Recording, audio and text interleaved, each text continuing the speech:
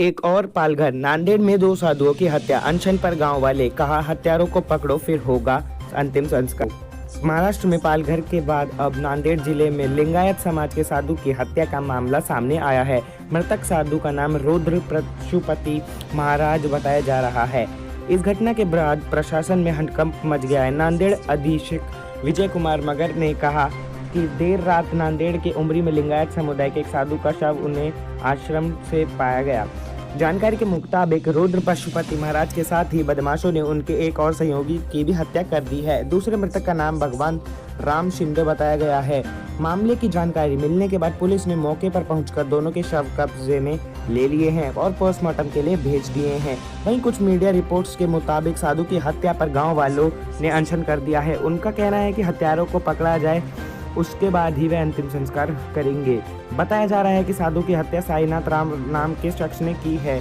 Police के मुताबिक आरोपित भी लिंगायत समाज का ही और मृतक भगवान राम शिंदे आरोपित का साथी था। कैसे हुई हत्या? आरोपित साईनाथ शनिवार रात दरवाजा खोलकर आश्रम में दाखिल हुआ, क्योंकि कहीं भी दरवाजा तोड़ने के निशान नहीं है।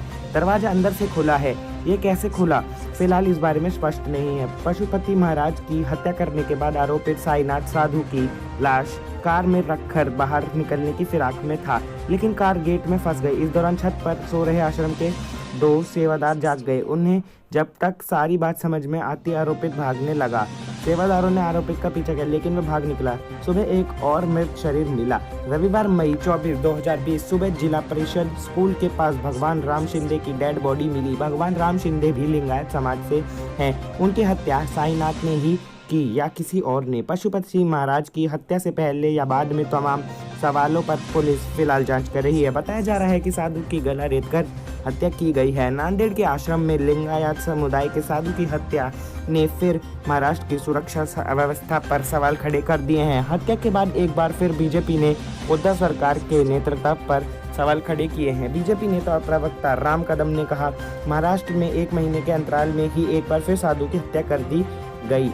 पहली बार हुई साधु की हत्या को अफवाह करार देने के बाद महाराष्ट्र सरकार ने बचने की कोशिश की थी, लेकिन सच तो यह है कि महाराष्ट्र सरकार पूरी तरह से फेल हो चुकी है। जिस तरह से राज्य में साधु संतों की हत्या हो रही है, उससे साफ हो रहा है कि राज्य में साधु सुरक्षित नहीं है। गौरतलब है कि इससे पहले पालघर में 70 साल के कल्प वृक्षनाथ गिरी और 35 साल के सुशील गिरी नाम के दो साधु और उनके 32 साल के ड्राइवर नीलेश तेलगड़े को पीट कर मार दिया गया था।